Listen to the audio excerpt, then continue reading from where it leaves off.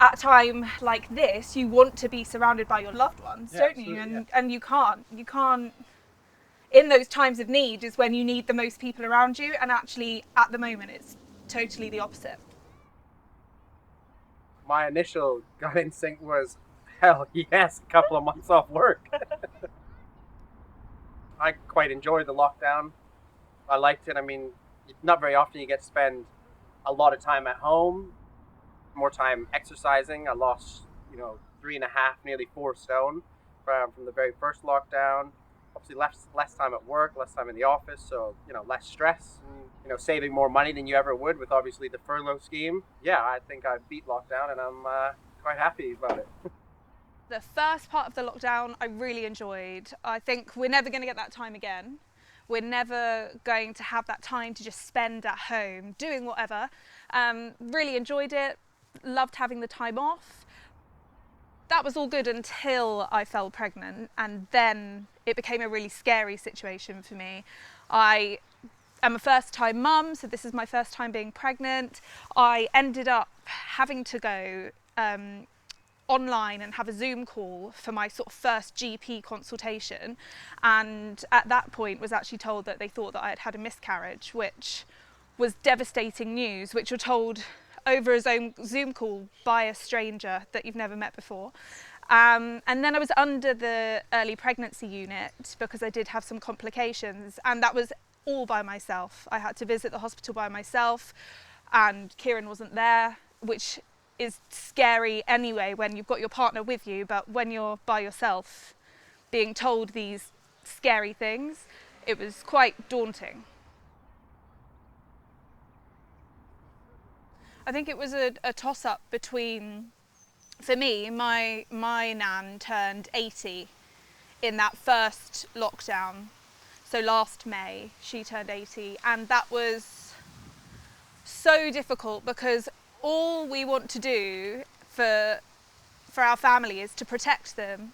And all I want to do, because she's later in life, is to spend as much time as I physically can with her. And those two things couldn't happen at the same time. She was at home on her own. At that point, we didn't have bubbles, did we? So she was literally shielding in a house on her own, and all we could do was come to her window and speak to her through a window, which doesn't make sense. It gave me this sense of paranoia that I had never experienced before.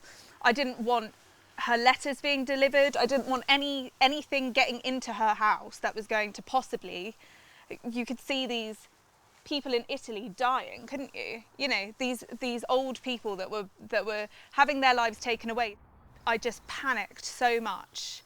Any delivery, we were doing all of her shopping for her, and we were spraying every single item of shopping before it went into her house, everything.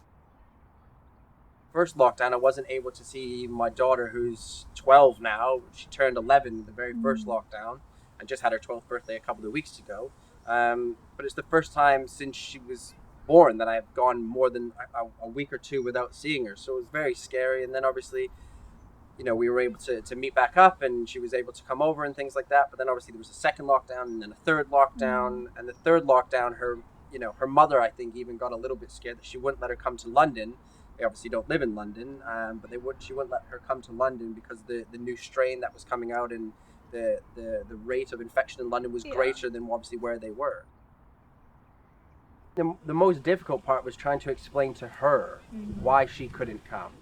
It's not that daddy didn't want her to come or mommy didn't want her to come. It's that you just weren't allowed to come, and trying to explain that to an 11-year-old or a 12-year-old that the government's not letting you go and see your dad is a little bit difficult for her to kind of grasp. She couldn't understand why she couldn't come here and why we're all so scared. Why are the grown-ups scared? Because the grown-ups are supposed to have this under control. The kids were looking at us thinking, well, they're scared, so it must be something really scary.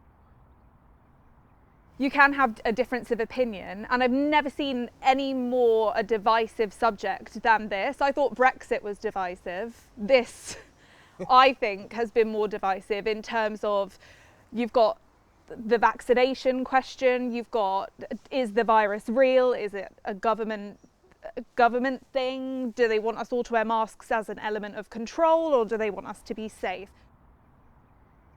Some things that we should go back to, and I think in being able to shake people's hands and hug people and greet people and kiss people, I think that you need that, because that's that's life, and that's what experiences and sharing love. We're humans, and, you grow on that, don't you? You need that kind of that intimacy, whether it's with family, friends, or anybody. You need that to kind of thrive.